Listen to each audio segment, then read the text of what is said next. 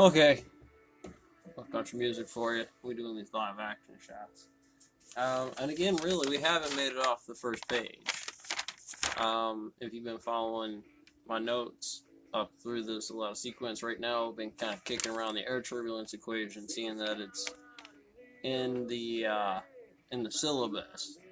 There's going to be a lot of math problems to what this looks like and how to figure out how to build that technique starting in 3. You got to know a lot of these base sequence. Firstly, like what a derivative is, or R, or 2R. 2R over AX and AU and some of those other sequences, because combinations of those things, the determination of what field you are on, kind of open up what sequence. In this case, where I decided to throw a space-time grid of having open options. We're using that A0 in the first sequence, kind of like describing code, how teaching how to use this equation is. You have to have, do I really need to draw a picture of all the angles X, Y, and Z that describe the motion position?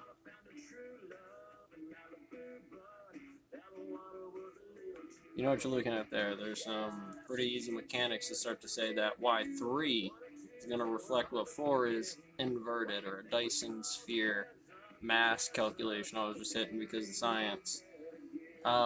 Here for why that first on the curve, straighten off the curve, all of those individual tally systems, much like the math class from Leonard there describes that first corner as a force that falls to X, and how those curve points on the calculus of understanding the block being on those bunks on lineup isn't in the manual.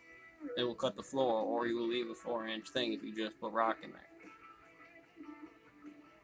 When stickers come up because you chewed up all your bunks, those are bunks and stickers right there. They're rip strips, is what we call them. You're going to pull in this direction, understand topography. You know, this map later on is going to have that orientation problem of straight to the degree of the observable number that says you line it up like this, you're going to miss a lot of my 5-footers. How much in that's the front of the edge of the block to give yourself a little distance off the edge. Moving the saw in the right direction, what's forward and left and right, while showing you a compass in the corner. Kind of determine which electron shall point to the force. It's more about the wave function. It's like mu on tau. The wave particle is here because the sensor over there says the mass of the number is going to correlate to my stack of 12s and 14s later. And this is the program. And that becomes, again, you know, I'm going A, X, A, Y, A, Z from a 0, 1, red, blue shifting. I'm looking for radians in the geodesics.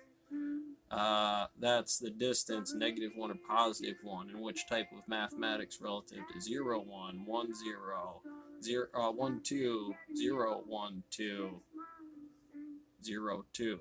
Because you're going to be in motion fields. And here are a couple of different grid graphs that tell me some projected statistics that the AI neural network can N1, N2, NM under those sequences. There might be many more. Which ones of the evolution determine a number? And the evolution of paths from certain program sets determine the max load, and that's what gravity is. It's going to be inside of there, the max load. And if certain things, up, down, left, the orientation of that thing, I can adjust it to say its composition like a particle. I know its decay state a little bit, and therefore its decay state shut down or adjust with the OP, EM field, MG stuff. You know, kind of like, I mean, I like the equations, they're fine, but, you know, when I want the botany thing or biology thing, I kind of want the petri dish with this right here. That's how I build it, how I do it. It took me this long. Here's a graph about that. Like, here's a petri dish, a graph, and a little drawing. You can do that. You can tighten them off of how detailed can you say the picture is. Squishy cat. I know it's a pen or a car on a road, Lucy, but you speed that image up, and this becomes particles and laser beams. Catch you on the next one.